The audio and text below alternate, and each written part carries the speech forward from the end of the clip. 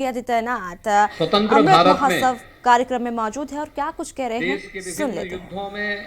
देश की आंतरिक और बाह्य दोनों सुरक्षाओं के मोर्चे पर पूरी मजबूती के साथ डट करके भारत माता के एक एक इंच जमीन की रक्षा करके पूरे देश को एक सुरक्षित माहौल दिया है।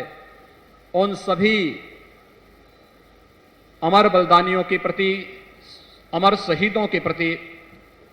कोटि कोटि नमन करते हुए विनम्र श्रद्धांजलि अर्पित करता हूं। हम सब जानते हैं कि हम लोगों ने 4 फरवरी 2021 को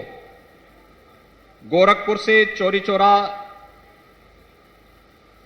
कांड के शताब्दी समारोह का शुभारंभ किया था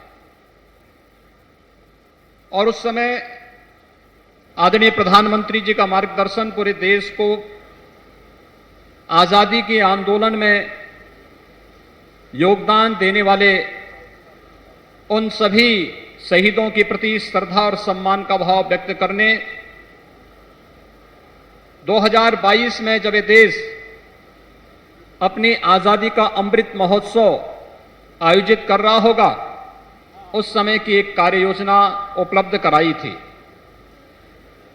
उत्तर प्रदेश के अंदर चौरी चौरा की घटना के साथ ही आजादी के अमृत महोत्सव का जो भव्य आयोजन प्रधानमंत्री मोदी जी ने साबरमती आश्रम से प्रारंभ किया था। 12 मार्च को 2021 से प्रारंभ यह आयोजन अमृत महोत्सव के उन 75 सप्ताहों तक चलने वाले वह एक आयोजन है जो भारत को अमृत महोत्सव का मतलब आजादी का अमृत महोत्सव यानी आजादी की ऊर्जा का अमृत, आजादी का अमृत महोत्सव यानी स्वाधीनता सेनानियों से प्रेरणा का अमृत, आजादी का अमृत महोत्सव यानी नए विचारों का अमृत, नए संकल्पों का अमृत, आजादी का अमृत महोत्सव यानी आत्मनिर्भरता का अमृत। इन 5 सूत्रों के माध्यम से 5 प्रमुख मंत्र इस देश को अमृत महोत्सव के इस अवसर पर देश के यशस्वी प्रधानमंत्री जी ने उपलब्ध कराए। ये 5 संकल्प भारत की आजादी के अमृत महोत्सव के इस आयोजन के अवसर पर उसी की एक नई कड़ी के रूप में काकोरी 10 एक्शन का एक कार्यक्रम, यह समारोह आज यहां पर आयोजित हो रहा है। हम सब जानते हैं कि ब्रिटिश हुकूमत ने इस देश के स्वाधीनता संग्राम सेनानियों, इस देश के क्रांतिकारियों के साथ किस किस प्रकार का अत्याचार किया था। काकोरी 10 एक्शन के मामले में कहा जाता है कि जो क्रांतिकारियों ने अपने स्वाधीनता आंदोलन को आगे बढ़ाने के लिए यहां पर जिस घटना को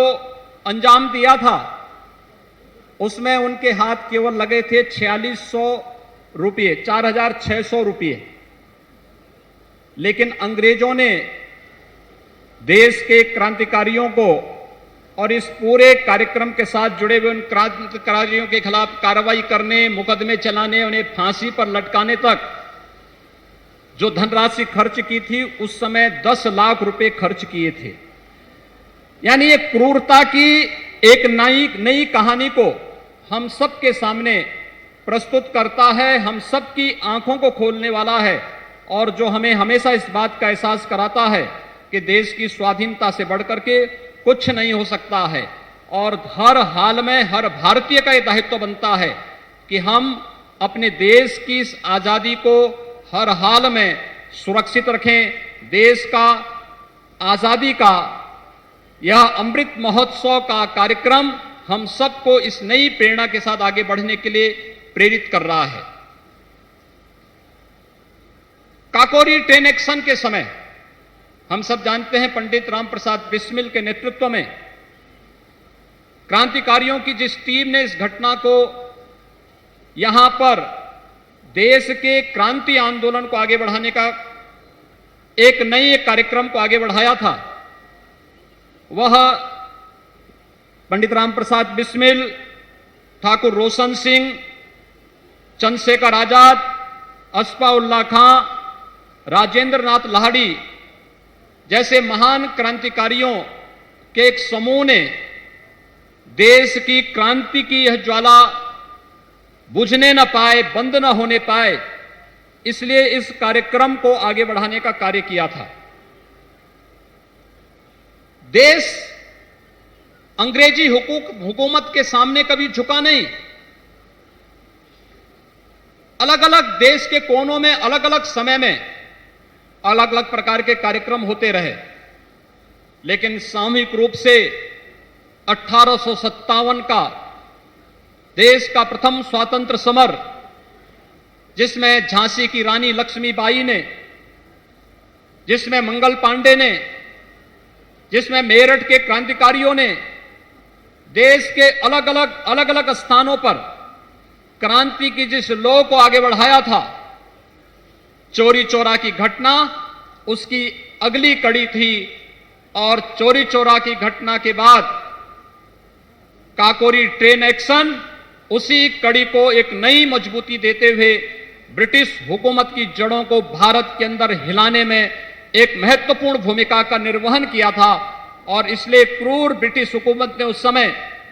इन सभी क्रांतिकारियों को बड़ी यातनाएं दी।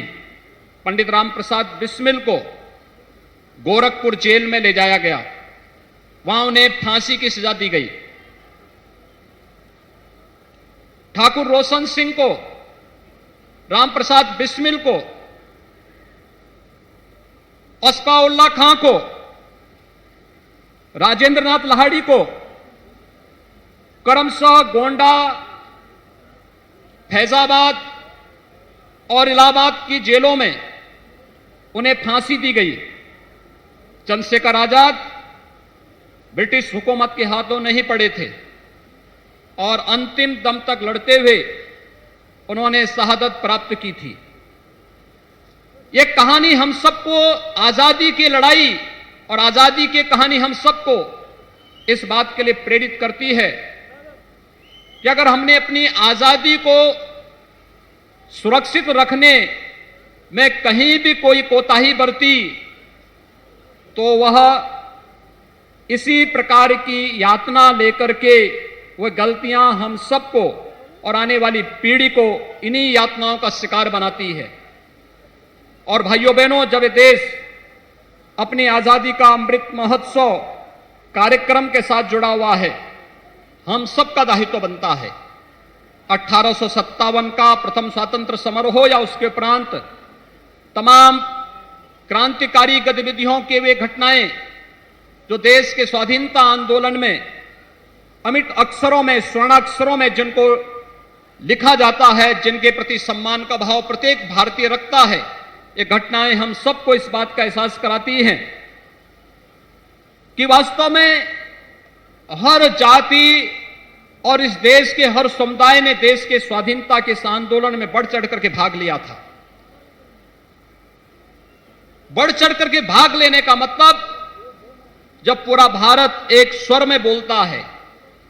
जब भारत अपने व्यक्तिगत स्वार्थों से ऊपर उठ करके भारत का प्रत्येक नागरिक एक साथ चलता है, तो दुनिया के अंदर एक बड़ी ताकत बनकर के उभरता है। और यह ताकत आजादी के अमृत महोत्सव के इस आयोजन के अवसर पर हम सबको दिखाने की आवश्यकता है। दुनिया को इस बात का एहसास कराने की आवश्यकता है कि 136 करोड़ की आबादी का यह भारत किसी भी प्रकार के जाति, मत, मजहब, क्षेत्र, भाषा या किसी भी प्रकार के अन्य भेदों से ऊपर उठ करके केवल अपने एक धर्म के साथ जुड़ा है, और वह है हमारा राष्ट्र धर्म। और उस राष्ट्र धर्म के साथ जुड़ करके हम सब भारत की स्वाधीनता को अक्षुण्ण बनाए रखने के साथ साथ आत्मनिर्भर भारत की इस परिकल्पना को साकार करने के लिए हर भारतीय अगर अपने अपने कर्तव्यों का निर्वहन करना प्रारंभ कर दे, अपने अपने फील्ड में किसी को अतिरिक्त कार्य किए जाने की आवश्यकता नहीं, जिसका जो दायित्व है वह अपने दायित्व का निर्वहन प्रारंभ कर दे, तो कोई कारण नहीं कि भारत दुनिया की एक महाताकत के रूप में, महाशक्ति के रूप में दुनिया के सामने उभरेगा। इसमें कोई संदेह नहीं होना चाहिए। आज के इस अवसर पर मैं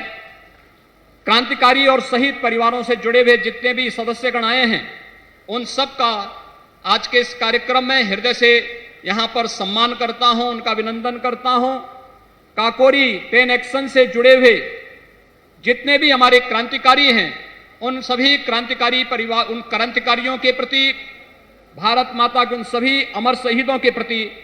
कोटि से नमन करते हुए, विनम्र श्रद्धांजलि अर्पित करते हुए अमृत महोत्सव के कार्यक्रम को पूरी भव्यता के साथ हर एक स्तर पर हर एक संगठन और संस्थाएं संपन्न करेंगे, इस विश्वास के साथ इस पूरे आयोजन के प्रति आप सब ने जो प्रतिबद्धता दिखाई है, इसके लिए आप सबको भी मैं अमृत महोत्सव की हृदय से बधाई देता हूं, शुभकामनाएं देता हूं। धन्यवाद। जय हिंद।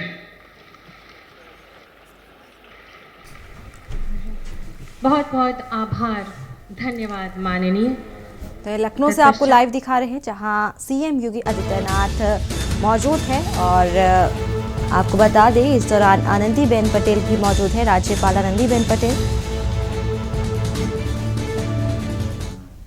और यहां रुकेंगे एक छोटे से ब्रेक के लिए।